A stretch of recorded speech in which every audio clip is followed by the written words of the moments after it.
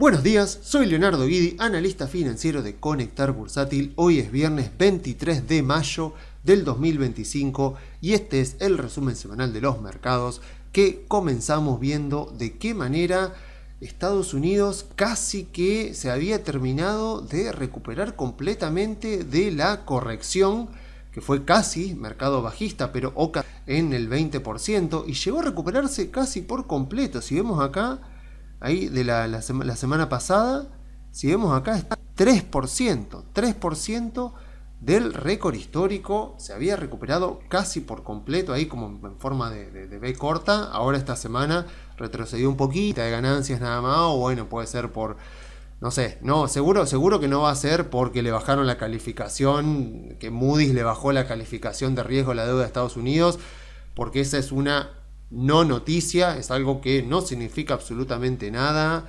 Ningún inversor va a dejar de comprar bonos del Tesoro de Estados Unidos. En las licitaciones que hubieron esta semana de bonos no se vio ningún cambio respecto a las ofertas anteriores. Ya Standard & Poor's, la calificadora, vieron que Standard & Poor's, además de ser un índice, es una empresa consultora calificadora. Bueno, ya Standard & Poor's había bajado la calificación de la deuda de Estados Unidos en 2011, cuando estaba Obama en el medio de la crisis de deuda europea. No pasó absolutamente nada. En 2023, Fitch, la otra calificadora, también había bajado la calificación de la deuda de Estados Unidos. No pasó absolutamente nada. Y ahora la historia me sirve de guía, no va a pasar absolutamente nada. Así que no entiendo por qué uno dedicaría 5 minutos a leer una noticia sobre eso. Pero bueno, cuestión muy importante es que, bueno, parecería ser entonces, veremos obviamente qué ocurre, nadie sabe lo que va a pasar. Todavía el conflicto entre Estados Unidos y China está por resolverse. Veremos, ahora Trump encima amenaza a la Unión Europea. Bueno, la típica estrategia de Trump. Ya la verdad que el mundo cree que va en serio justamente, pero bueno, es su estrategia de negociación. Y bueno, si fuera el presidente de un país marginal, de renta media, de renta baja, nos reiríamos, nadie le prestaría atención, pero es el presidente de Estados Unidos, así que tiene influencia y bueno, y repercute. Pero bueno, vamos a ver, porque el conflicto todavía está vigente, pero bueno, vemos esto, vemos que las acciones se recuperaron casi por completo, se volvieron a poner momentáneamente positivas en el año. Yo acá tengo en rojito la línea del 31 de diciembre, así que bueno, vemos que se volvieron a poner momentáneamente positivas en el año. Ahora estamos ahí coqueteando en el 0%, casi como arrancamos el año. Pero bueno, creería yo, obviamente yo no voy a concluir nada hasta que no tengamos otro récord histórico, pero me parece que esto terminó siendo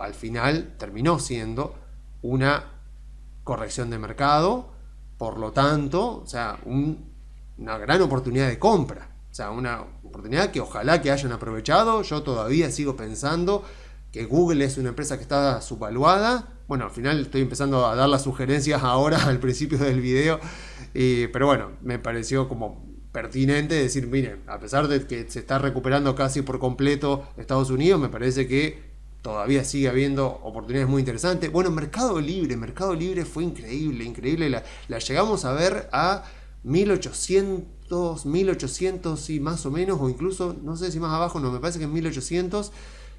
Y hoy está ya cercano a 2600. Yo había hecho mi evaluación, dije, bueno, a ver, si supera los 2800, o sea, todavía tenemos margen para decir, bueno, podemos comprar y seguir, pero ya si llega a acercarse a los $3000 Mercado Libre, y ahí sí le voy a tener que hacer otra evaluación, porque ahí ya podría estar quedando un poco cara. Pero bueno, sorprendente realmente, se lo merece, por supuesto, porque el negocio de la compañía ha demostrado que vale eso, y para mí vale más incluso. Pero bueno, no deja de sorprender, sobre todo una empresa latinoamericana, o sea, que se haya recuperado tan rápido, siendo que otras tecnológicas no se han recuperado en la misma proporción. Por eso digo, todavía tenemos oportunidades interesantes, a pesar de que vemos acá el Standard & Poor's que llegó casi a recuperarse por completo. Entonces digo, a ver, ¿por qué me interesa bien marcar esto? Porque yo entiendo, a ver, yo sé que yo parezco un ingenuo, siempre un optimista, siempre alcista durante las bajas, que es oportunidad de compra, y tiendo como a insistir bastante en eso. Entonces parezco como el opuesto, ¿no? O sea, así como hay algunos que son permanentemente catastrofistas, negativos, que todo va a ir a peor, yo como que parecería de la vereda contraria, siempre ingenuo, siempre creyendo, ay, bueno, sí, los mercados se van a recuperar, siempre es oportunidad de compra, y a veces no. Y a veces no, a veces en algunas empresas no, a veces, bueno, a veces vienen los mercados bajistas, pero digo, bueno, yo puedo parecer eso y entiendo que choca si uno ve este tipo de informes en un momento donde vos mirás el contexto y el contexto está lleno de temores, la incertidumbre va en aumento, el sentimiento inversor se deteriora, la situación se deteriora, de repente China escala el conflicto, Trump responde también, o sea, tuiteando, o sea, escalando el conflicto, hay más incertidumbre y ahí baja, y de repente veo un video mío y yo digo, bueno, oportunidad de compra, estamos en corrección, estamos en toma de ganancia, habrá que ver qué pasa. O sea, entiendo que puede chocar, entiendo que puede ser chocante, porque cualquiera puede llegar a decir, che, pero este pibe no se da cuenta de que tenemos las dos principales potencias del mundo cuya relación diplomática comercial se está deteriorando, y eso podría escalar en diferentes conflictos, y eso podría terminar llevando, no sé, a China a escalar el conflicto militar con Taiwán, y no se está dando cuenta que el mundo está mucho peor que como estaba antes, y bla bla bla. Y a ver, y mi respuesta es que obvio, sí que me doy cuenta, porque es mi trabajo, aparte es mi trabajo entender el contexto, entender los mercados financieros, y no para quedarme solamente en este informe, sino para tomar decisiones de inversión, como dice el profe Juan Carlos de Pablo, ¿no? O sea, cuando él habla de Henry Kissinger, el profe Juan Carlos de Pablo, él siempre decía que Kissinger marcaba una gran diferencia entre su vida en Harvard y su vida como secretario, como jefe de gabinete del gobierno de Nixon. Y entonces Kissinger decía, yo cuando estaba en Harvard hacía un informe, sacaba mis conclusiones, lo entregaba, se publicaba y chau. En vez, cuando yo estaba como jefe de gabinete, lo que sería el equivalente al jefe de gabinete en Estados Unidos, de Nixon, nosotros hacíamos los informes, veíamos la información, sacábamos nuestras conclusiones, pero después había un paso adicional que era decir, bueno, ¿y ahora qué hacemos? Porque tenemos que tomar decisiones tangibles, o sea, concretas, con nombre, con apellido, con número, con porcentaje, con países involucrados, con personas, o sea, cosas bien tangibles, nada de abstracto, y que iban a tener consecuencias reales. Entonces, acá también, o sea, a ver, si yo fuera un académico, lo mismo, ¿no? Escribo, bueno, digo, listo, acá está mi informe, lo que quiero son vistas del video, que salga en publicidad y ya está. Y no, o sea, la idea es, uno analiza la situación, porque tenemos que después tomar decisiones en nuestro portafolio de inversión. ¿Qué hago? ¿Vendo una parte de mi portafolio? ¿Vendo todo? ¿Es oportunidad de compra? ¿Me quedo quieto? Ya les he dicho en otro informe, 90% de mi trabajo como analista financiero, como asesor financiero, consiste en convencer a mis clientes que se queden quietos cuando hay bajas, porque se desesperan. O sea, claro, y volvemos siempre al ejemplo inmobiliario, ¿no? Si yo me desespero porque está bajando el precio del metro cuadrado en el barrio y creo que va a seguir bajando el año que viene, vender la propiedad lleva su tiempo. O sea, vender una propiedad de $100.000 lleva su tiempo, lleva, bueno, burocracia, recibir ofertas, cotizar, bueno, eso, o sea, esperar, regatear, negociar, hasta que se firma, hasta que se sella, bueno, y todos los gastos que hay en el medio, todo. Vender $100.000 de bonos de bonos soberanos de AL30, AL35, apretar un botón. Entonces, que puedas hacerlo no significa que debas hacerlo. O sea, que vos puedas vender una acción con un botón no quiere decir que ante cada vez que te asustás salís a hacerlo. Porque las empresas son negocios. Y así como vos, si pones un negocio, no saldrías a venderlo automáticamente cuando se viene una recesión. Vos decís, tengo un local en el shopping donde vendemos ropa. De repente creo que se va a venir una recesión, creo que los datos me están diciendo que se viene una recesión, listo, cierro el negocio, echo a los empleados, chao, listo, cierro. O sea, o agarro y vendo el fondo de comercio, vendo el negocio a otra persona. generalmente la gente no actúa de esa manera. Pero claro, el mercado financiero te permite hacer eso. Te permite hacer eso, entonces, claro, que puedas hacerlo, pero no significa que debas hacerlo, porque de hecho, el mejor de todos los tiempos, Warren Buffett, él dice, vos tenés que tratarlo como negocios, porque si los tratás como negocios, entonces vas a estar más propenso a no cometer errores, a no salir desesperado a hacer lo mismo que hace la manada y a salir a malvender negocios que después terminan recuperándose, y ahí es donde vos decís que el mercado es una timba, que el mercado está arreglado, que todos los bancos se aprovechan, que hay información privilegiada, etcétera, etcétera, cuando en realidad sos vos el que entró en pánico y vendió un muy buen negocio a un muy mal precio. Pero bien, a ver, volviendo. O sea, cuando ocurren las correcciones de mercado, como siempre, cuando hay estas correcciones menores entre 0 y 10, y sobre todo, como en este caso, cuando hay entre un 10 y un 20, donde vos decís, che, acá está pasando algo, vamos a analizar esto, a ver si hay algún asidero de que esto se convierta en mercado bajista. Bueno, obviamente, lo que te haces son las preguntas que comento siempre, es, a ver, esto que está pasando, eventualmente, tarde o temprano, o sea, este deterioro, por ejemplo, este deterioro comercial en Estados Unidos, los aranceles, este aislamiento comercial, esto que que puede llegar a provocar una recesión en Estados Unidos o puede provocar problemas diplomáticos con Estados Unidos, bueno, todo este contexto que está pasando, esto eventualmente, tarde o temprano, tiene que traducirse en caídas de las ganancias de las empresas. Ya lo hemos visto en informes anteriores, donde, por ejemplo, veíamos año por año cómo se iba moviendo el índice y cómo se iban moviendo las ganancias de las empresas, y veíamos, por ejemplo, que en el año 2008 las ganancias de las empresas cayeron 50% y el Standard & Poor's cayó 50%. Entonces, totalmente la baja justificada por fundamentos.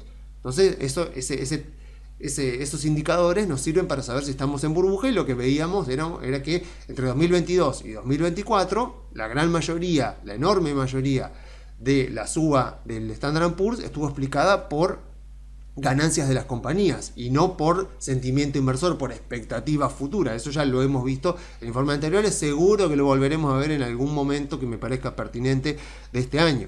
Entonces, la pregunta que yo digo, ok, bueno, este contexto, tarde o temprano, tiene que traducirse en una caída. O sea, si las acciones caen un 20%, bueno, eventualmente las ganancias de las compañías tienen que caer más o menos en la misma proporción o más.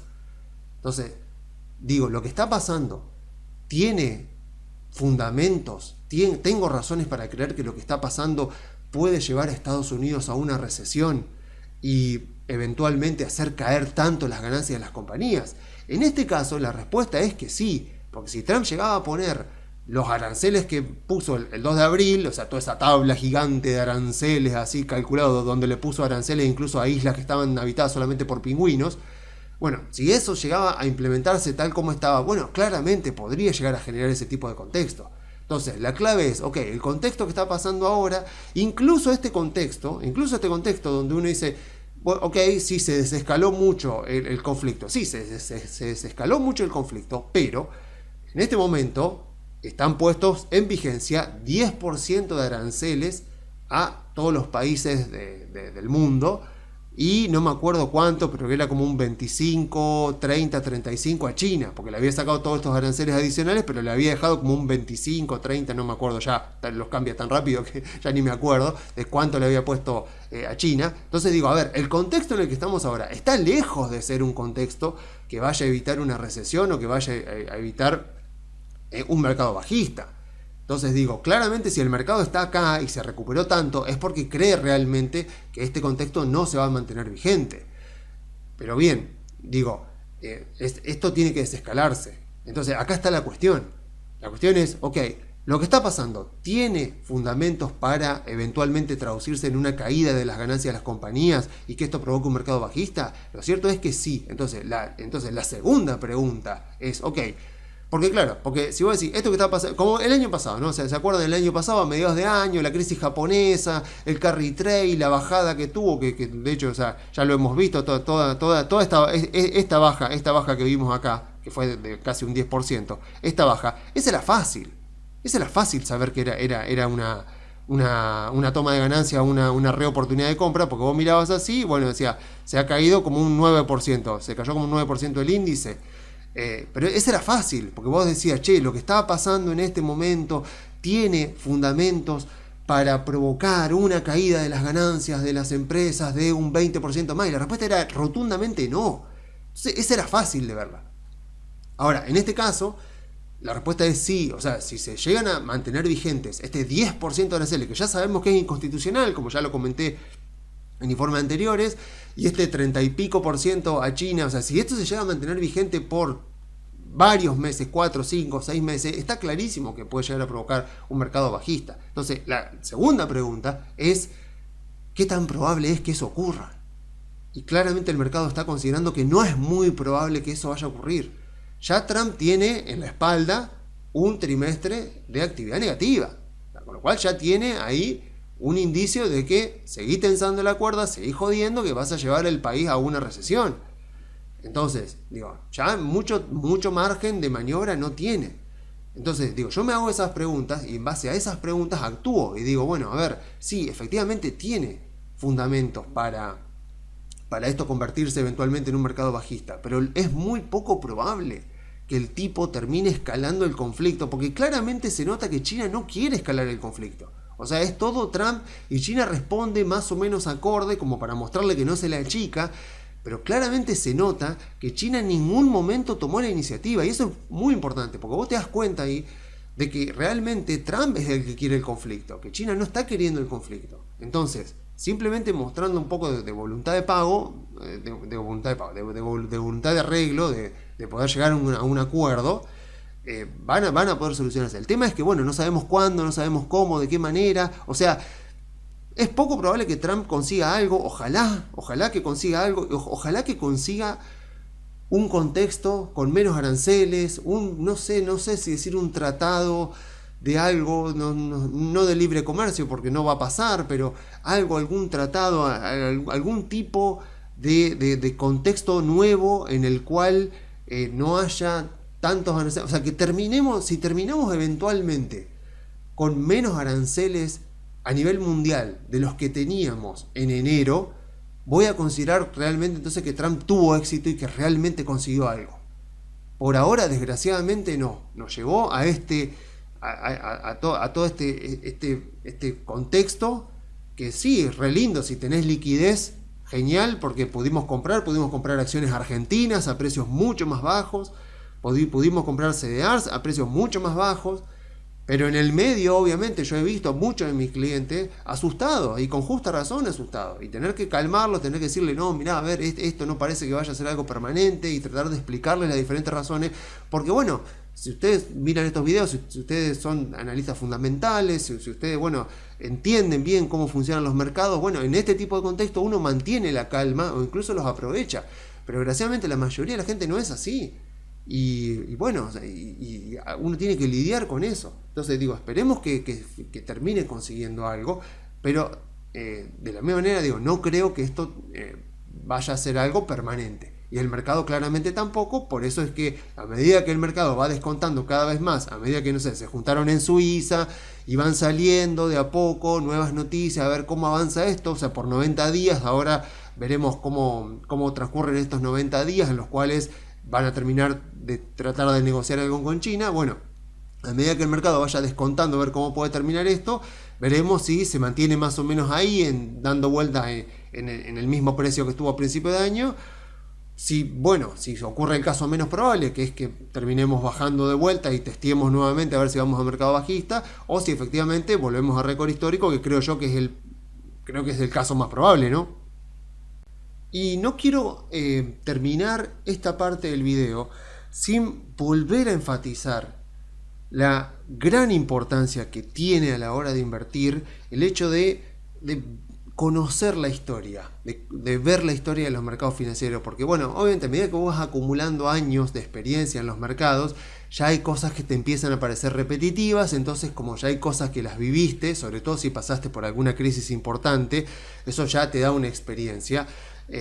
Pero bueno, en todo caso también podés leer a ver qué ocurrió en otras ocasiones, y mismo viendo un gráfico, viendo la historia de cómo se movieron las acciones, ahí vos ya podés tener una idea de lo que suele pasar, de cuánto pueden durar las crisis. Ya hemos hablado acá también de cuáles son las reglas de los mercados bajistas, de que la duración promedio, si van a los videos 2022 van a encontrar seguro análisis de todas las características de los mercados bajistas, de que suelen durar 1 año y medio en promedio, así que el del 2022 fue bastante cortito, que la mayor parte de la baja suele darse al final. Entonces bueno, y ahí entendemos también por qué fue tan anormal el mercado bajista de 2002.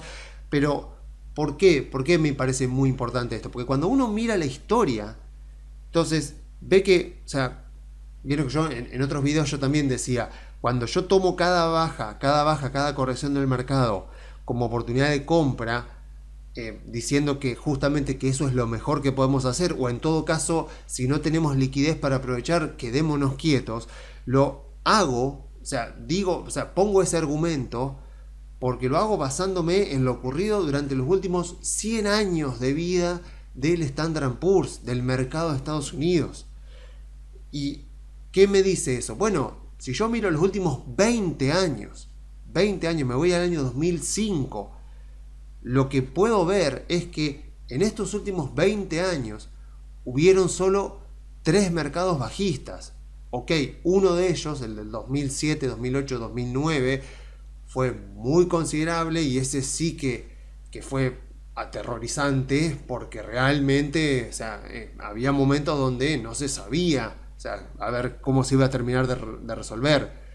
Lo del COVID era clarísimo lo que estaba pasando. Lo del 2022 no era tan claro. A ver, había muchos factores convergiendo al mismo tiempo, pero también se veía que no era un mercado bajista tipo 2008, donde realmente uno creía que podían estar, no sé, las bases del capitalismo podrían estar temblando, ¿no? Pero digo, 3 mercados bajistas en 20 años. Entonces, y después analicemos y pensemos en todo lo que se dice, todo el ruido que siempre hay, toda la sobrecarga de información que tenemos alrededor cuando somos inversores y queremos informarnos, ¿no? Y cosa muy importante, de todos esos mercados bajistas, en todos los casos, siempre las acciones posteriormente se recuperaron. Así que quienes aprovecharon los pánicos para comprar buenas empresas, o por lo menos los que tuvieron paciencia y dijeron, bueno, no voy a ponerme loco, porque aparte nadie sabe cuándo termina. Aquellas personas o que aprovecharon y que tuvieron paciencia, bueno, a la larga terminaron siendo grandes ganadores. Obviamente que hay ocasiones donde, por supuesto, que uno diría, ojalá hubiera sabido. Sí, ojalá hubiera sabido en enero del 2022 que estaba gestándose un mercado bajista. Sí, ojalá, pero claro, mirándolo en retrospectiva, uno ve lo que pasó y uno dice, sí, mejor hubiera sido haber salido a principios de año para volver en octubre. Pero claro, obviamente, cuando nos retrotraemos, es clarísimo que eso no lo sabíamos en aquel momento. Como tampoco había mucha gente en el año 2006 que realmente creía que los bonos hipotecarios y los CDOs iban a terminar convirtiéndose en el problema que terminaron convirtiéndose, efectivamente. De hecho, los que se dieron cuenta de que eso era un problema fueron tan poquitos que, como ya sabemos, le han hecho un par de películas. Margin Call, The Big Short, por supuesto, la más conocida de todas. Y en el caso del 2022, por ejemplo, porque claro, si ustedes agarran este canal y miran el historial, van a ir a mis videos del 2022 y van a decir qué ingenuo que era este pibe en marzo, abril, hablando de corrección de mercado, cuando en realidad lo que terminó ocurriendo era un mercado bajista, claro. Lo que pasa es que en ese momento la única información que teníamos era la inflación de Estados Unidos, y cuán persistente podría llegar a ser, y cuánto estaba dispuesta la Fed a subir las tasas para tratar de bajar la inflación. Y encima la invasión de Ucrania, que le pone un ruido fenomenal a la situación porque aumenta los precios del gas, aumenta los precios del petróleo y por lo tanto ya de por sí veníamos en un contexto de inflación alta. Putin te invade Ucrania y los precios del petróleo se van arriba de $100, los del gas también a récord histórico. Bueno, o sea, sobre llovido mojado, una sobre otra. Entonces, pero claro, en ese momento teníamos solamente esa información y lo cierto, también volvemos a lo mismo, por lo cual fue tan raro el mercado bajista de 2022. Lo cierto era que vos mirabas los balances de las empresas y no se notaba una caída de las ganancias tan importante que después terminó no ocurriendo la caída de las ganancias. O sea, cayó 18%, como ya lo hemos visto, cayó 18%, el índice llegó a caer 25 más o menos, el Standard & Poor's terminó el año en menos 18 y las ganancias de las empresas subieron. Entonces, si vos buscás las ganancias del Standard & Poor's en 2022 subieron un 6%, me parece, o entre un 6 y un 8, creería más que nada un 6.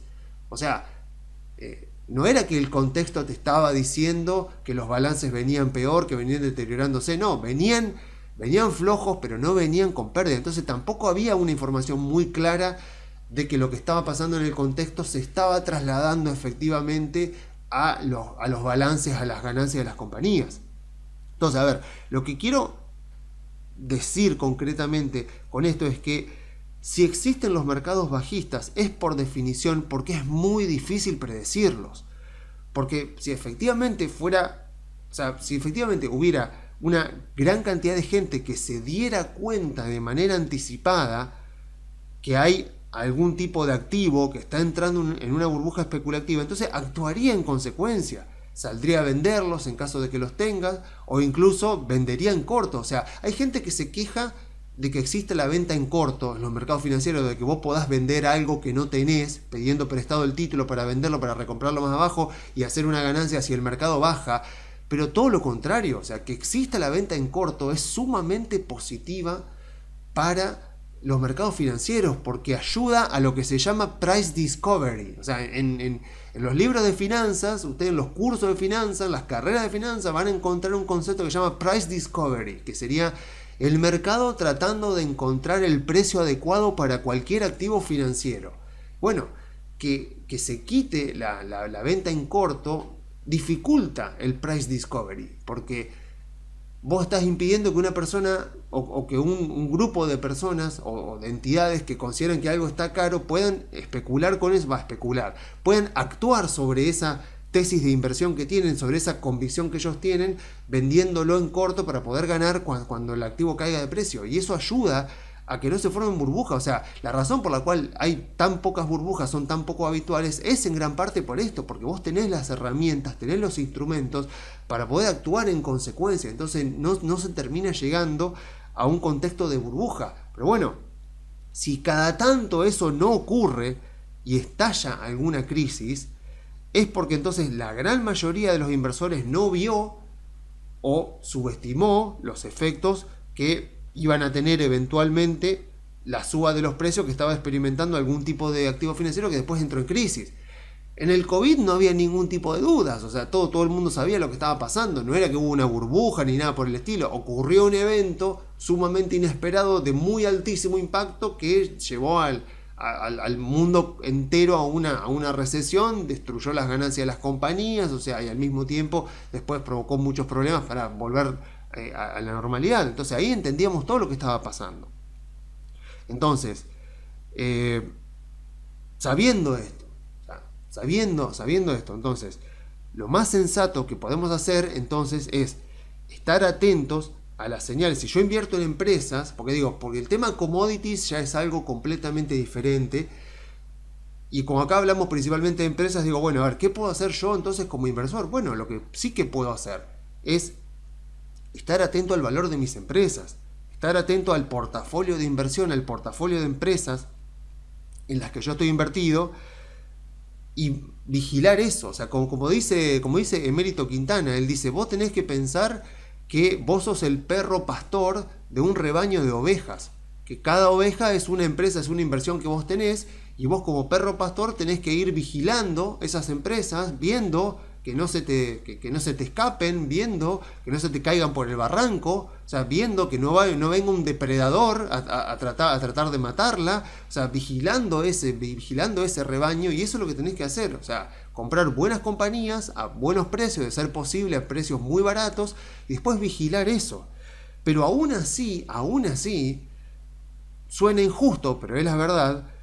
Lo cierto es que puede incluso, bueno, como en el COVID, ¿no? Puede estallar una crisis de repente o en otro sector o algo de repente que es inesperado. Por ejemplo, no sé, los bonos hipotecarios, los bonos inmobiliarios, o sea, los CDOs, las Mortgage Backed Securities, o sea, los títulos respaldados por hipotecas, que terminó siendo una burbuja, y una burbuja gigante, sobre todo por los derivados, que terminó propagándose, por supuesto, a la hoja de activo de los bancos. O sea, si hacemos el caminito de la crisis financiera del 2008, o sea, los bonos hipotecarios pierden valor, todos los derivados que estaban basados en esos bonos hipotecarios pierden valor también, eso estaba en el activo de los bancos, el activo de los bancos se destruye, y si se destruye el activo de los bancos, entonces eso puede, por supuesto, si se destruye el activo de los bancos, en el pasivo de los bancos, ¿qué están? Y en el pasivo de los bancos están los depósitos de la gente y los depósitos de las empresas.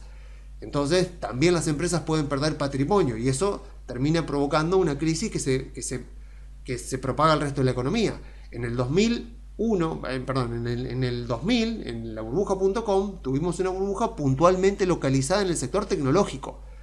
Pero las empresas petroleras hacían la suya, las empresas de minería hacían la suya, los bancos hacían la suya, no pasaba nada. Era una burbuja puntualmente focalizada en telecomunicaciones, en tecnología, en algunas empresas de consumo, como podía ser Amazon, porque vendía por internet, que estaba vinculada, y ya está.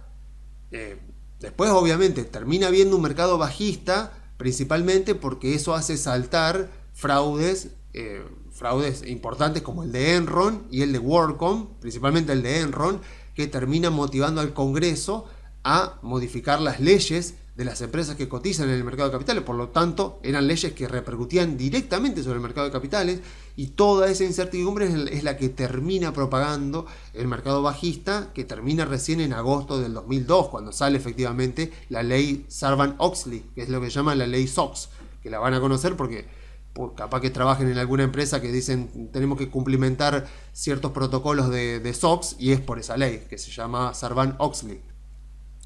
Entonces, a ver, retomando, digo, yo puedo estar invertido en muy buenas empresas, haberlas comprado a muy buen precio, me estalla una crisis y digo, qué injusto, pero bueno, el mundo es así. Entonces, ¿qué tengo que hacer en ese momento? Aguantarlo. O sea, aguantarlo. ¿Qué voy a estar especulando a corto plazo? A ver, no sé, estoy en el medio del COVID, están las cuarentenas, están bajando las acciones, ¿qué voy a hacer en ese momento? Digo, o sea, salir despavorido a vender, digo, no. O sea, yo me acuerdo justamente lo que pasó en el COVID, porque obviamente, o sea, nos afectó en el mercado financiero, la pasamos muy mal durante 5 semanas, pero yo me acuerdo que hablaba con los clientes y yo decía, mirá, acá hay dos cuestiones. Si el COVID es algo mucho más grave, mucho más persistente y nos morimos todos, no nos va a importar qué hay en nuestro portafolio de inversión. O sea, poco nos va a importar, ¿no? Ahora bien, por otro lado, si no pasa eso, o sea, listo, si el COVID es algo gigante, nos morimos todos, listo, o sea, no me va a importar mi portafolio de inversión. ¿Cuál es la otra alternativa? Que terminemos buscándole la vuelta y encontrando efectivamente una solución. En ese caso, digo, la gente va a seguir comprando iPhones, la gente va a seguir comprando cosas en Amazon, la gente va a seguir metiéndose a Facebook, a Instagram, va a seguir usando WhatsApp, la gente va a seguir viendo Netflix. Entonces digo, esto es una de las mejores oportunidades de compra posiblemente desde la crisis financiera del 2008, porque nunca tuvimos hasta el 2020 un pánico como el que hubo en 2008. Entonces, bueno, después terminó siendo una de las mejores oportunidades de compra. En el medio fueron 5 semanas donde vos veías menos 10 de golpe en el Standard & Poor's en un solo día. Y bueno, y había que aguantárselo. Pero por suerte eso, o sea, si algo reconozco de los clientes es que cuando vos le explicás las cosas, la gente lo entiende y entiende, o sea, de dónde viene la riqueza, de cómo lograr tener éxito en el mercado financiero, y entienden de que salir despavorido a salir a vender todo el portafolio horrorizado por lo que está pasando, creyendo que se viene el apocalipsis, no es la mejor forma de generar riqueza a largo plazo.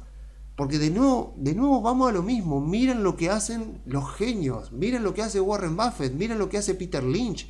Miren lo que hace Howard Marks. Y fíjense si durante los pánicos ellos han salido a vender despavoridos. Me acuerdo Bill Ackman, otro grande que capaz que sea uno de los sucesores filosóficos de Warren, porque tiene una filosofía muy similar. Pero el querido Bill Ackman, él también, durante la crisis financiera, durante la crisis del COVID en 2020, también aprovechó para comprar muchas empresas, e incluso lo tuiteaba, porque tuiteaba bastante. Entonces digo, entendamos qué es lo que hacen los principales inversores, y no es salir a vender despavorido durante las bajas, pero principalmente porque entienden qué es lo que tienen en el portafolio. Entienden que tienen un portafolio de empresas. Entonces dicen, bueno, a ver, vamos a ver qué está pasando. ¿Cómo afecta esto a mi empresa? A esta empresa que yo tengo. Entonces,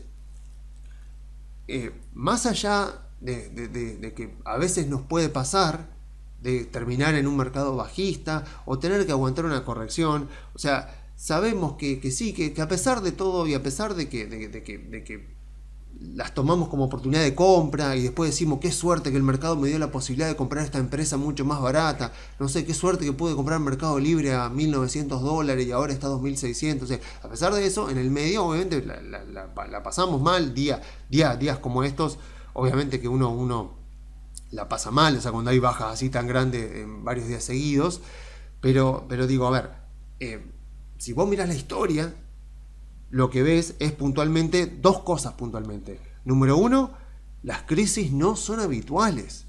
O sea, no son habituales a pesar de lo que digan muchos analistas que son eternamente bajistas e incluso varios que son muy capos, o sea, o muy respetables, como el propio Ray Dalio, por ejemplo. O sea, yo miro cualquier noticia que pasan de Ray Dalio y 100%, fíjate, cualquier noticia que te pasen de Ray Dalio, 100% seguro que es negativa. 100%, o sea, yo creo que nunca vi de él una noticia positiva, esperanzado, diciendo, bueno, el mercado se va a recuperar, esta situación va a mejorar. Nunca jamás. O sea, y los libros de él son geniales y él ha tenido un track record genial. Él es un genio, o sea, como portfolio manager, como empresario, es destacable. Pero también tengo que ser sincero en eso, jamás lo vi optimista, jamás lo vi hablando positivamente de que él estaba optimista con el mercado ni nada. Entonces, toda información que me llega de Ray Dalio siempre la tomo con ese filtro, diciendo, lo tomo como de quien viene, como de un tipo que está eternamente bajista. Y al mismo tiempo digo, tuvimos 3 mercados bajistas durante los últimos 20 años. Me parece que no da para estar todo el tiempo. O sea, a ver, yo entiendo ciertas cosas como las que él dice, por ejemplo. Sí es cierto que Estados Unidos tiene un problema estructural de déficit.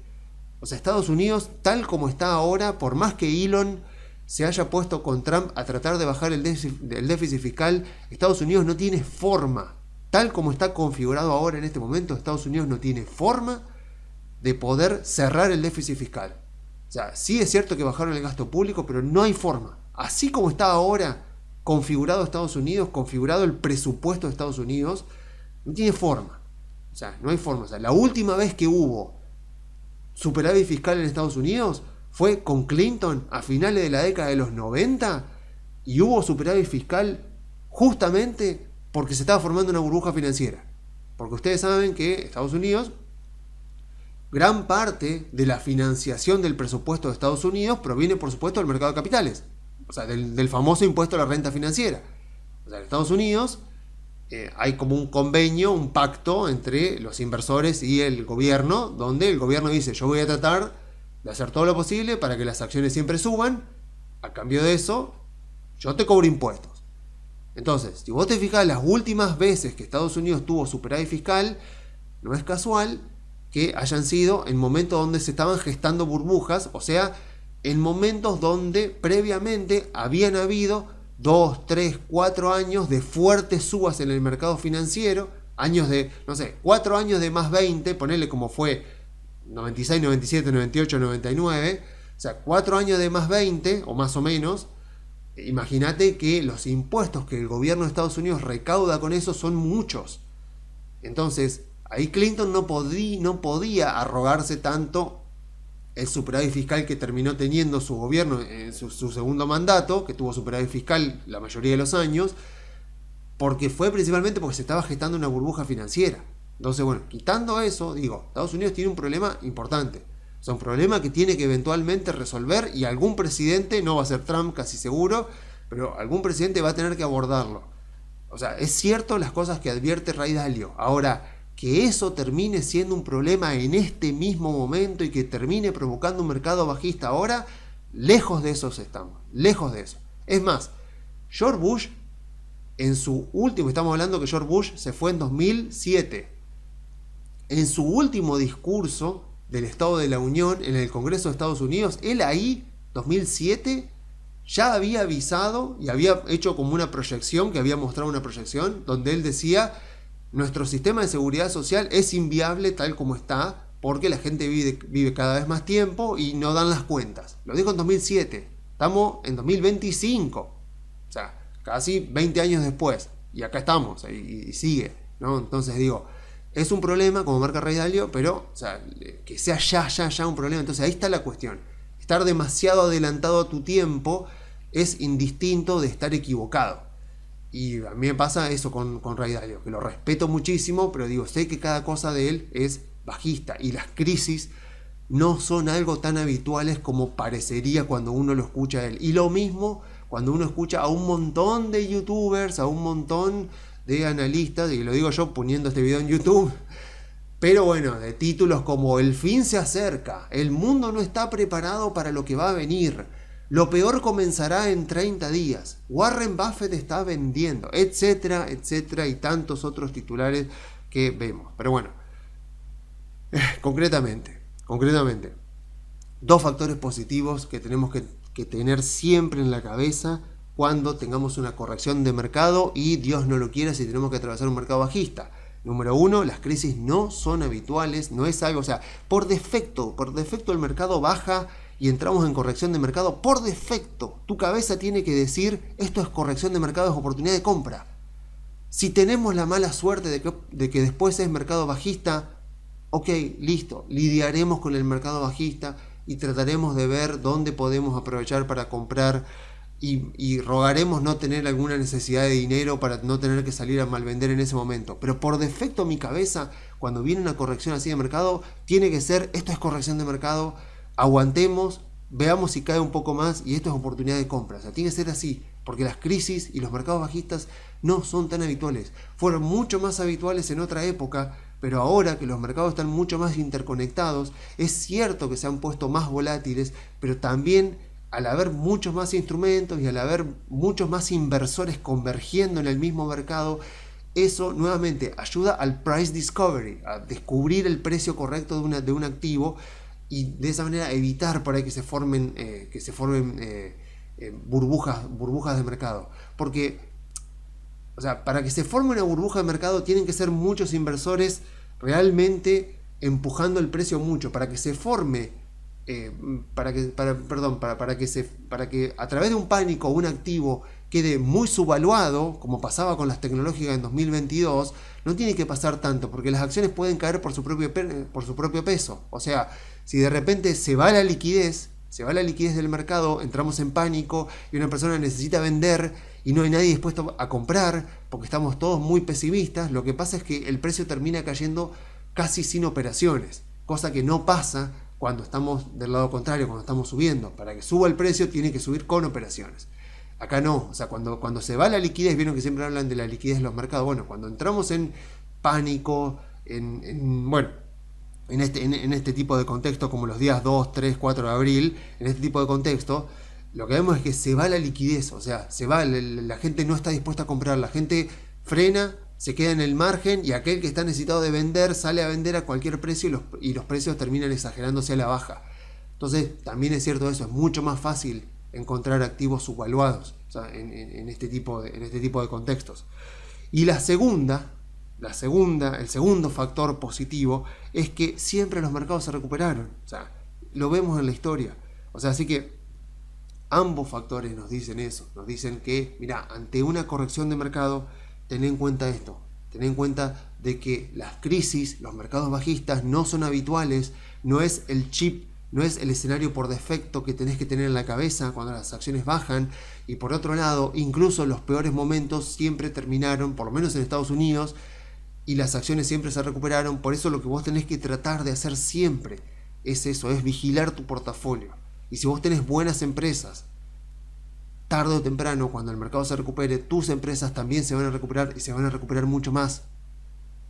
Así que para terminar finalmente con la parte de Estados Unidos, yo vuelvo siempre a lo mismo. O sea, si queremos evitar cometer errores en los contextos de baja, ahora veremos que el mercado sigue volátil, veremos a ver si el mercado se recupera o si volvemos a caer y si hay algo en el conflicto entre Estados Unidos y China y provoca más baja. Bueno, siempre vamos a evitar cometer errores si tratamos a nuestro portafolio como si fueran empresas. Y la otra vez vi a un profesor mío que él que hacía una muy buena analogía, hablando todo esto de la gente que vende todo su portafolio. O sea, de repente, no, o sea, me asusté porque Estados Unidos estaba poniendo los aranceles y vendí todo el portafolio, o sea, y estoy líquido. Entonces, él, o sea, me acuerdo que él dice, bueno, pero pensá, no sé, vamos a suponer que, no sé, que tenés 10 millones de pesos, no sé, que tu portafolio estaba evaluado en 10 millones de pesos, lo vendiste, o sea, tenés 10 millones de pesos cash, vamos a suponer. Digo, bueno, decía, pensá si esos 10 millones de pesos de tu portafolio, en vez de tenerlos ahí en un portafolio de acciones, lo tenés en un negocio real. No sé, tenés un local de ropa, tenés, no sé, una cancha de fútbol 5, no sé, no sé, a ver, pienso, un kiosco, no sé, una roticería, una parrilla, no sé, lo que sea. Tenés puesto el dinero ahí, no sé, suponete que capaz que no sos el único socio, como puede ser, por ejemplo, cuando compras acciones, ¿no? Y bueno, y pensá justamente, o sea, a ver, si vos tenés que invertir en un negocio real, o sea, en una dietética, no sé, lo que sea, tenés que ir y poner tu dinero y comprar una parte de... me acuerdo que este es el mismo ejemplo que pone Buffett siempre con la granja, ¿no? ¿Qué pasa si querés comprar una parte de una granja? Entonces, ¿qué harías? O sea, en ese caso, seguro que te van a interesar las 5 fuerzas competitivas de deportes. ¿Se acuerdan de lo que hablábamos en el último informe? Seguro que si yo tengo, no sé, tengo un amigo que me dice, che, vamos a poner, no sé, un negocio, no sé, ya le digo, no sé, una dietética, no sé, un gimnasio, no sé, cualquier cosa. Digo, seguro que si estás en esa situación, y vos decís, bueno, tengo los 10 millones de pesos, lo tengo que poner ahí en una parte de un negocio, me voy a asociar con otra gente para poner un negocio, ahí sí que me va a importar las barreras de entrada, los proveedores, qué poder tienen los clientes para negociarme los precios, qué poder tengo yo de fijarle precios a mis clientes por encima de mi competencia, qué tan fuerte es la competencia dentro del negocio en el que nos vamos a meter, si hay productos sustitutos, si hay algún tipo de disrupción tecnológica que puede afectarnos, si la regulación del gobierno puede cambiar. Seguro que si tengo que poner así mi dinero en un negocio real, digamos de economía real, seguro que me van a importar esas cosas. Y me van a importar qué poder tienen los proveedores sobre nosotros, qué poder tienen los clientes sobre nosotros, qué ventajas competitivas tenemos, cómo nos diferenciamos de la competencia, cómo son nuestros costos en relación a la competencia. Si no podemos hacer eso, bueno, a ver qué margen de rentabilidad tenemos, qué perspectiva de crecimiento tenemos. Seguramente en este caso sí que me va a importar. Bueno, ¿y por qué no cuando compro acciones de una compañía?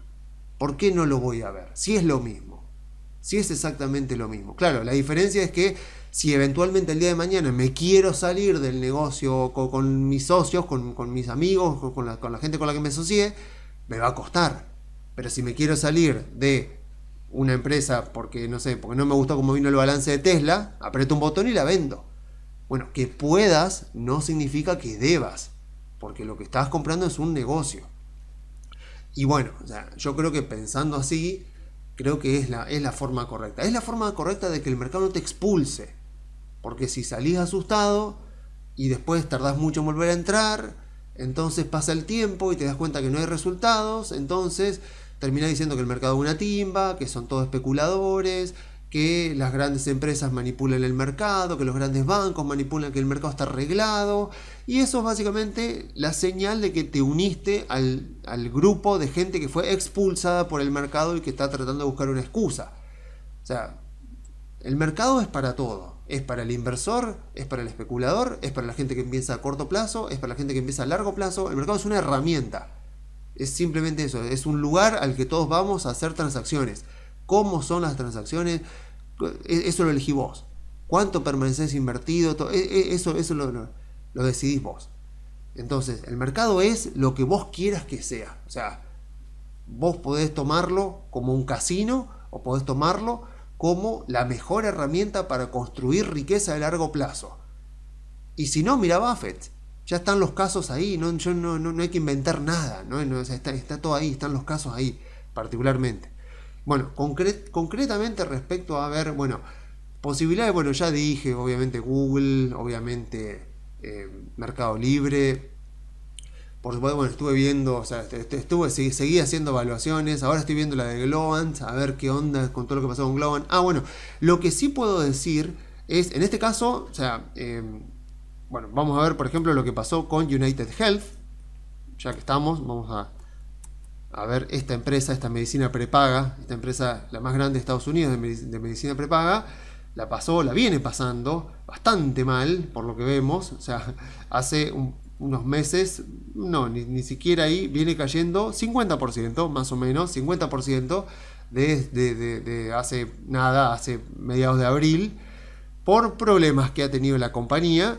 Y bueno, en este caso no fui yo, sino que un amigo, Nico, por eso quiero darle crédito a él, Nico, un amigo con el cual compartimos grupos de WhatsApp, se tomó el trabajo de agarrar el Excel, uno de mis Excel de las evaluaciones que yo mostré a lo largo de este año, agarró ese Excel, le puso el balance de United Health, cambió todos los datos, actualizó todos los datos, o sea, lo convirtió en evaluación de United Health y me la compartió, yo lo ayudé a poder terminarla, así que el crédito de esto va para Nico, pero bueno, o sea, me muestra un poco lo que todos imaginamos que puede estar pasando. O sea, cuando uno ve esto, ve que una empresa que venía así, o sea, venía lateral, no era que venía mal, de repente pasa esto, cae un 50% en dólares en un mes, porque esto fue 16 de abril, así que en un mes cayó 50% en dólares. Entonces, cuando pasan este tipo de situaciones, ahí es donde, nuevamente, donde yo digo, hay sangre, el mercado se está ensañando con una compañía, el mercado está castigando muchísimo a una compañía, es muy probable que en este caso haya alguna subvaluación. O sea, ¿dónde es más probable que haya una subvaluación? En una empresa como Costco, que está en récord histórico, para mí sí está en subvaluación, pero no importa. O en una empresa que está ultra castigada, o sea, no, al revés. O sea, digo, rearmo lo que dije. ¿En dónde es más probable que haya una subvaluación? ¿En una empresa como Costco, que está cerca del récord histórico? Para mí no. Para mí es una empresa, de hecho, Costco, que está cara. Pero bueno, después podemos tocar ese caso más adelante. ¿O dónde puedo encontrar una empresa subvaluada? ¿En Costco, que está casi en récord histórico? ¿En Walmart, que está casi en récord histórico? Para mí esas empresas están sobrevaloradas. Esta empresa, recontra castigada, 50% de baja durante el último mes y medio. Digo, ¿habrá chances de que esta empresa haya quedado subvaluada? A ver, la respuesta es, por supuesto que sí, es mucho más probable encontrar subvaluación acá, pero también es cierto de que vos nunca sabés cuándo el mercado termina de castigar a una compañía. Yo podría haber comprado perfectamente por acá. Acá yo hubiera comprado con, no sé cuánto, un 30% de baja. Yo podría haber dicho perfectamente, mira, 30% de baja, puede haber subvaluación, y aún así me hubiera comido esto. Y bueno, son los gajes del oficio.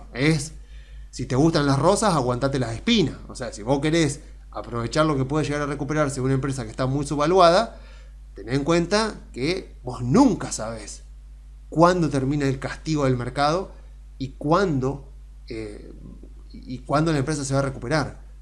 De hecho, en el libro La Gran Apuesta, no sale en la película, pero en el libro de La Gran Apuesta hay un caso que cuentan de Michael Burry, de una empresa. Si tienen el libro en PDF o si lo busquen que en un momento en el libro está contado el caso de una empresa que se llama Avant Technologies, Avant con B corta, Avant Technologies, que fue una empresa que Michael Burry empezó a comprar cuando la empresa estaba cotizando a $12. Y lo que tiene genial el libro, Michael Lewis, el escritor del libro, es que te va contando detalladamente. O sea, es un caso realmente para leerlo y para entenderlo, de lo que es realmente lo que llama el Deep Value Investing. El Value Investing bien a lo profundo, porque el tipo se había estudiado hasta la nómina de empleados y qué tipo de empleados tenía la compañía, qué chances había de que los empleados renuncien a la compañía. Era una empresa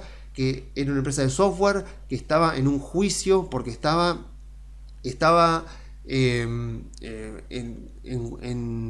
sospecha de haber robado patentes o de haber infringido patentes de la competencia.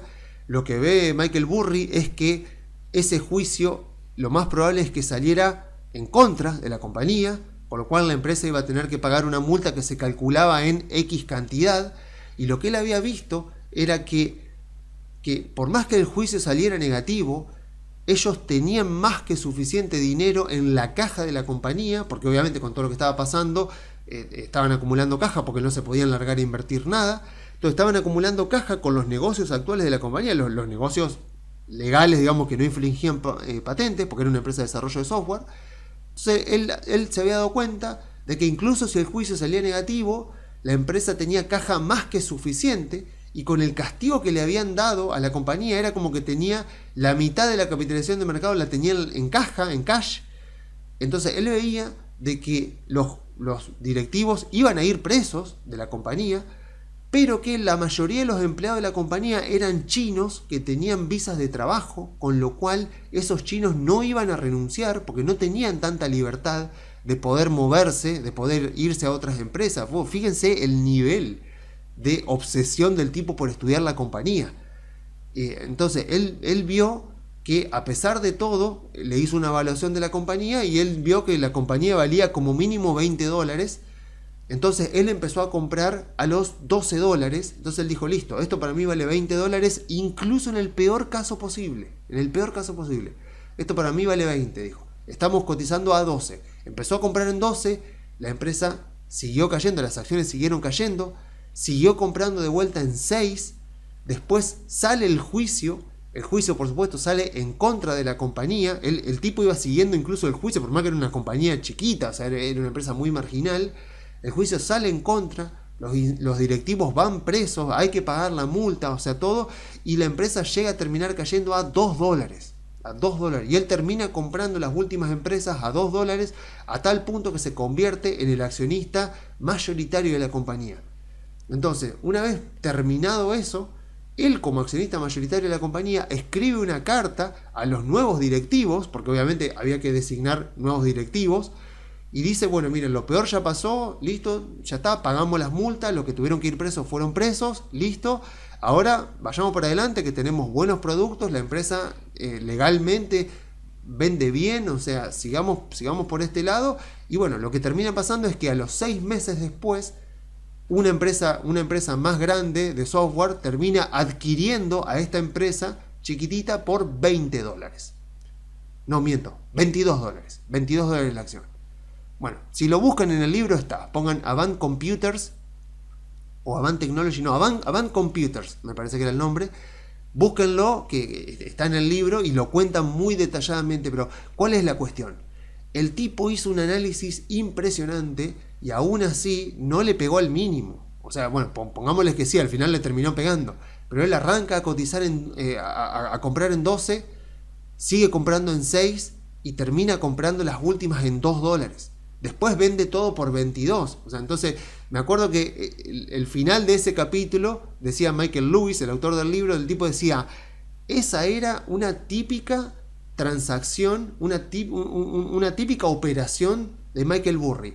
90% del tiempo el tipo estaba perdiendo dinero y con todos los clientes diciendo qué estupidez estás haciendo, hasta que después en el último momento te termina vendiendo las acciones o la compañía termina siendo adquirida por el doble o más del doble de lo que él la compró. Entonces esas terminaban siendo las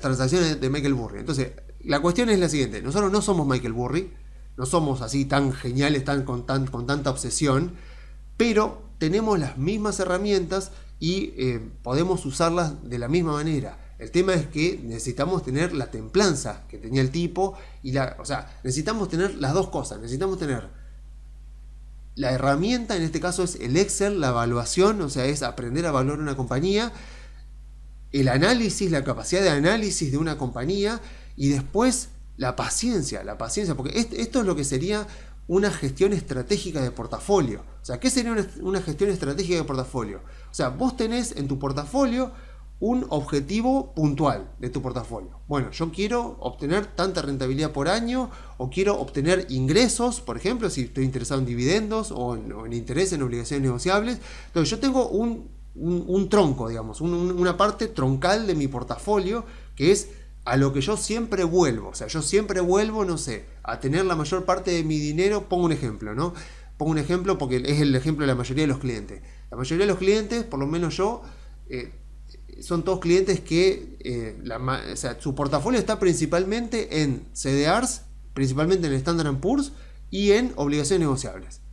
O sea, ese es el tronco de su portafolio, es el estado por defecto de su portafolio. Ahora bien, cuando ocurren momentos donde hay buenas oportunidades para aprovechar, por ejemplo, comprar bonos argentinos, por ejemplo, comprar acciones argentinas, lo que se hace es una decisión estratégica de portafolio, o sea, donde uno dice, mira, acá hay una posibilidad que puede tardar años en concretarse. No es que vamos a comprar y vamos a vender el mes que viene, sino que, mira, acá hay una posibilidad que tenemos que desviarnos de tu portafolio, pero hay un riesgo asimétrico muy grande. O sea, hay un riesgo asimétrico que me dice, mira, acá yo voy a comprar bonos argentinos a L35 y capaz que en menos de un año, o sea, si todo sale bien, en menos de un año los podría estar vendiendo un 25% más alto en dólares.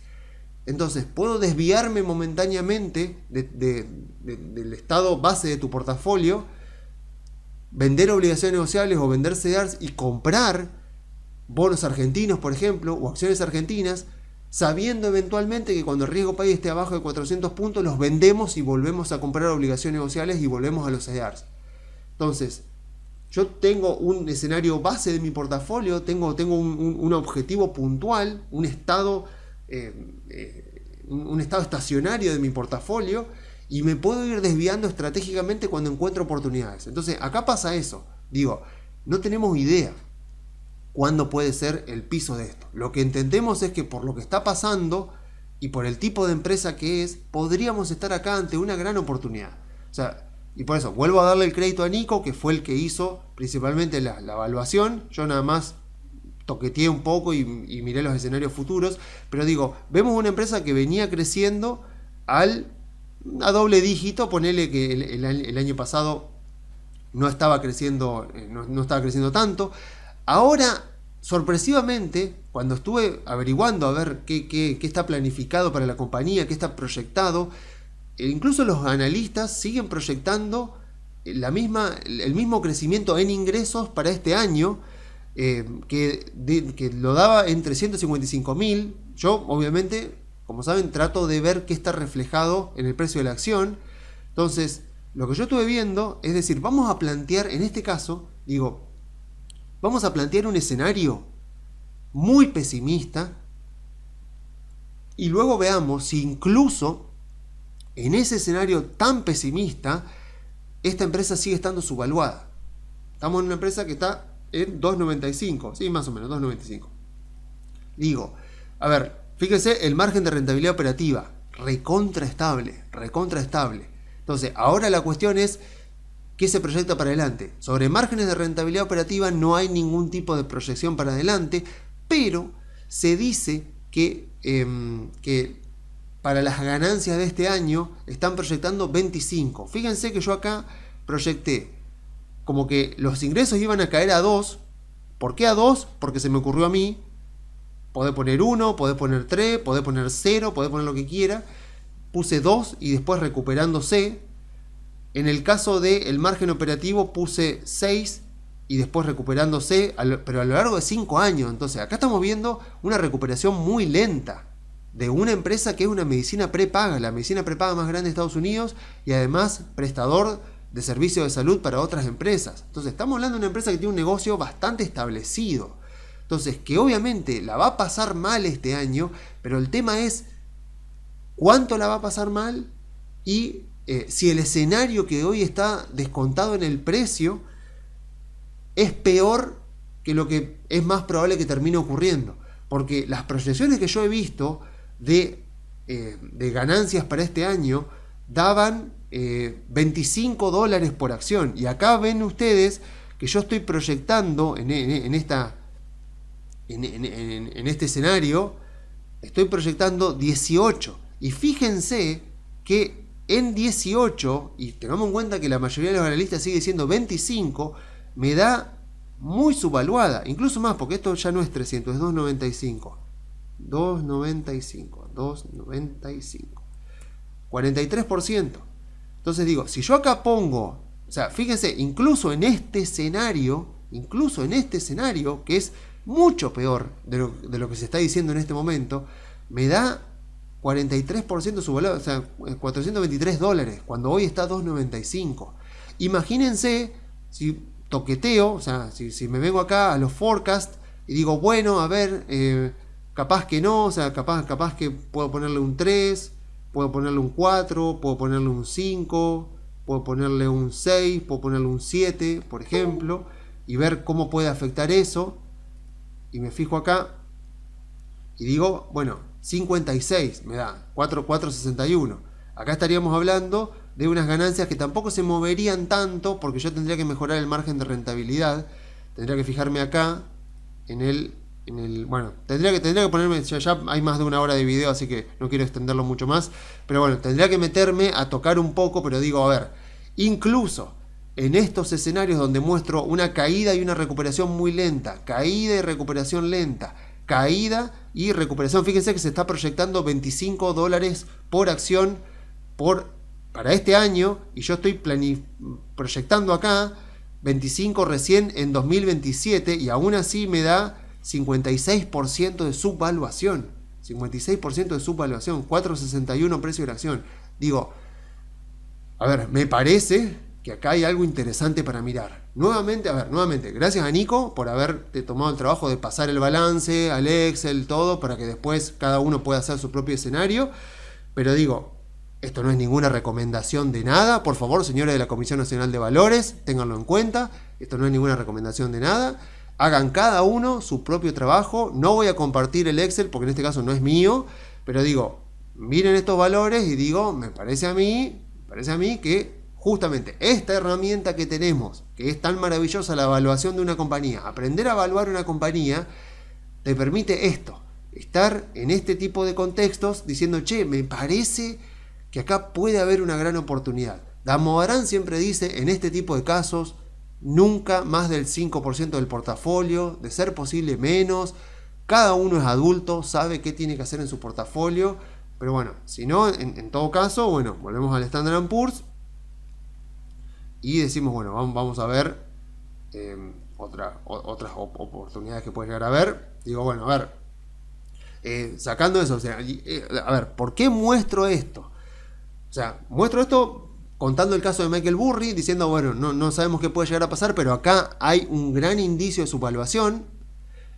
Digo, me parece a mí que hay una oportunidad bastante interesante, pero siempre que estemos informados, siempre que podamos, o sea, tenemos que saber cómo evaluar una compañía y al mismo tiempo estar atento para aprovechar la oportunidad. O sea, si vos ya sabés evaluar una compañía, después, hoy por hoy, no sé, con Gemini, con ChatGPT, no sé, el modelo que a ustedes más les guste.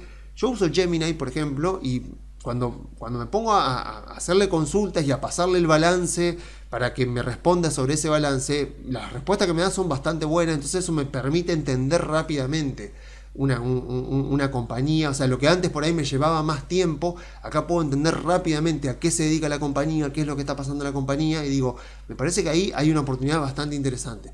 Pero sepamos lo que hacemos, no nos mandemos solamente porque nos recomendaron, porque nos dijeron. O sea, no, o sea, la idea es, entiendo qué está haciendo la compañía, entiendo qué está pasándole a la compañía, hago la evaluación, lo pongo en números, ahí me doy cuenta de que, como en este caso, que hay una oportunidad bastante interesante, soy consciente de que puedo no pegarle al precio final, o sea, al precio mínimo, y que si no la pego, me la tengo que aguantar, y después paciencia hasta ver que el mercado se recupere y ver después cuando yo considero que puede ya estar en un precio interesante para venderla y salir. Eso es lo que sería una decisión estratégica, donde me desvío momentáneamente. Claramente United Health no es una empresa que yo tendría en mi portafolio para siempre, la tengo solamente para aprovechar esta oportunidad. Pero digo, ya que se da la oportunidad, no hay que desaprovecharla. Digo, o sea, a ver, si tenés las herramientas y sabes lo que hay que hacer, listo, te podés desviar y después volvés a tu asignación normal de portafolio con las inversiones que más te gustan. Después, quitando Google, quitando Mercado Libre, que ya las dije. Después, bueno, Microsoft, bueno, si no directamente el Standard & Poor's. El Standard & Poor's está bien. O sea, por lo menos para estar diversificado. Amazon también es una compañía que ha sido castigada y se ha recuperado. Visa también. Mastercard no me gustó mucho, pero Visa sí. Así que bueno, más vale. Entonces termino acá por la parte de Estados Unidos y ahora sí pasamos brevemente a hablar un poco de Argentina. Bien, entonces ahora sí pasemos a Argentina, donde, bueno, me genera cada semana, tengo como una especie de contradicción, porque por un lado digo, el 90% de mi portafolio está en acciones argentinas y después en los informes le dedico nada, 10 minutos, 15 con suerte, pero bueno, lo que pasa es que también es cierto que seguimos muy acoplados a Estados Unidos. O sea, por más que y me da un poco de fastidio, porque digo, a ver, la Libertad Avanza obtuvo gran resultado en Ciudad de Buenos Aires, viene ya teniendo muy buenos resultados en el norte del país. Veremos ahora qué pasa en Misiones. Bueno, Santa Fe no, porque es una provincia mayormente radical, pero se habla de una alianza puntual en provincia de Buenos Aires. Parecería que Macri sigue avanzando o que por lo menos no se ha arrepentido de la alianza que quieren hacer con la Libertad Avanza después de la derrota de Ciudad de Buenos Aires. Y aún así vemos esto, vemos que los bonos se siguen recuperando y todo, pero que bueno, que las acciones hubieron acciones que han subido efectivamente, pero que todavía lo cierto es eso, que estamos muy abajo. Fíjense, el Merval en dólares, todavía estamos bastante abajo del récord histórico de enero. O sea, y estamos 20% abajo del récord histórico de enero. Obviamente, en parte es por las petroleras, porque ha caído el precio del petróleo. Pero bueno, también es cierto eso, porque Estados Unidos, fíjese, a Estados Unidos le falta, bueno, ahora le faltará como un 5% para el récord histórico, a Argentina le falta un 20%. O sea, con todo lo que se aclaró el panorama, y encima eso es contundente las elecciones, pero ok, yo entiendo que el mercado está esperando las elecciones nacionales. Aún así, bueno, vemos lo que ha pasado ahora para los dólares del colchón, vemos desde que se abrió el cepo, que siguen bajando regulaciones. Sturzenegger sigue desregulando y dijo que bueno, que ya quedan más o menos, creo que quedan 2 meses más o menos para que se termine las facultades delegadas para que Sturzenegger pueda seguir haciendo desregulaciones. Y bueno, se supone que tiene preparado todo un paquete de desregulaciones muy fuerte también para terminar. O sea que, a ver, las cosas, digamos, los fundamentos de Argentina, que eventualmente deberían trasladarse en ganancia para las compañías, siguen mejorando, porque recordemos, siempre todo el análisis que hacemos siempre termina en una simple pregunta: ¿las ganancias de las compañías que yo tengo en el portafolio van a aumentar o van a disminuir? Esa es la única pregunta que me interesa responder. O sea, todo el análisis es eso. ¿Qué va a pasar con las ganancias? Ya saben que, como decimos siempre, si yo desgloso ese concepto tan agregado de ganancias, cuando lo desgloso un poco, veo, como siempre, ingresos, márgenes de rentabilidad y costo de capital como factores. En realidad, cuando desgloso la evaluación de la compañía, ¿no? O sea, porque el costo de capital está aparte. Entonces, si yo veo eso, digo, ok, todos los pasos que se van dando son en la dirección de que eso mejore. Porque el riesgo país está en 650 puntos. Es cierto de que todavía un bono argentino está rindiendo 11 más o menos, hasta que no rinda 7. Tengamos en cuenta que un bono del Tesoro de Estados Unidos hoy rinde 4,5. Hoy, o sea, un riesgo país de 300 puntos con un bono de 10 años que rinde 4,5 es un bono argentino que rinde 7,5, que sería 4%. O sea, 4%, o sea, un bono argentino que rinde 7,5, por ejemplo, una L35. Una L35 está rindiendo más o menos, pongámosle, 11,5. Para que baje a 7,5, tiene que, o sea, serían 4 puntos que baja. Tiene una duration más o menos de 6 por 4, 24. Tendría que subir más o menos un 24%. En realidad, por tema de convexidad, esto es un tema técnico de los bonos, por tema de convexidad quiere decir que si el rendimiento de la L35, que está en 11,5, baja a 7,5, que sería un riesgo país de 300 puntos, 300 y pico más o menos, eso implicaría una suba de la L35 de al menos 25%. Puede ser un poquito más por el tema de convexidad. Entonces digo, bueno, ok, eso es lo que está esperando el Toto Caputo, y dijo que podría llegar a ocurrir este año, posiblemente más tirando a fin de año para después de las elecciones, quisiera creer. Pero bueno, desgraciadamente seguimos muy acoplados a Estados Unidos. Y bueno, en el mientras tanto hay que aprovechar las oportunidades, o sea, porque nuevamente sigue pasando esto. El panorama para Argentina sigue mejorando. Sigue mejorando por los resultados de las elecciones y por las decisiones que va tomando el gobierno para desregular, se mantuvo el superávit fiscal en abril, hubo superávit fiscal, hubo superávit financiero, hubo superávit energético, hubo balanza comercial positiva. O sea, todos esos datos siguen apareciendo, siguen mostrando que es una decisión deliberada del gobierno, que no es algo estacional, circunstancial, sino que es algo que deliberadamente se lo está buscando. Entonces todo eso sigue manteniéndose persistente, y aún así estamos 20% abajo del último récord histórico todavía en acciones. Entonces digo, si creemos que esto va a seguir en esta línea, y si creemos que Estados Unidos no va a entrar en mercado bajista, sigue siendo muy interesante. Incluso si creemos que va a entrar en estado bajista, en algún momento Argentina se debería desacoplar. No sé cuánto, porque si Estados Unidos está en mercado bajista te va a afectar, pero como comentaba anteriormente, no es el escenario más probable que Estados Unidos termine entrando en mercado bajista. Así que digo, me parece que tenemos un panorama que se aclara cada vez más, y las acciones no están subiendo todavía para reflejar lo que podrían llegar a ser el riesgo país a la baja a 300 puntos, a 300, 350, y ganancias de las compañías e ingresos de las compañías subiendo, márgenes de rentabilidad mejorando, por lo tanto, ganancias de las compañías mejorando. O sea, creo que todavía eso, como Estados Unidos nos arrastra, no está totalmente metido en los precios, y bancos, energéticas, o sea, son todas empresas que están subvaluadas. Si esto sigue así, esas empresas, y Estados Unidos nos deja de jugar tan en contra y vuelve a récord histórico de Estados Unidos, y sobre todo se siguen reafirmando los resultados electorales, sobre todo en octubre, así que vamos a tener que ser pacientes. Pero si todo eso ocurre, las acciones argentinas están muy subvaluadas. Si el bono ya puede subir un 25, las acciones claramente arriba del 50 o más todavía. Ecogas, Vista Oil, algún banco, no sé, Galicia, Macro, Superville, si son un poco más arriesgados, no sé, YPF. O sea, Marín tiene el objetivo, tiene el plan 4x4, que es multiplicar por 4 el valor de la compañía en 4 años.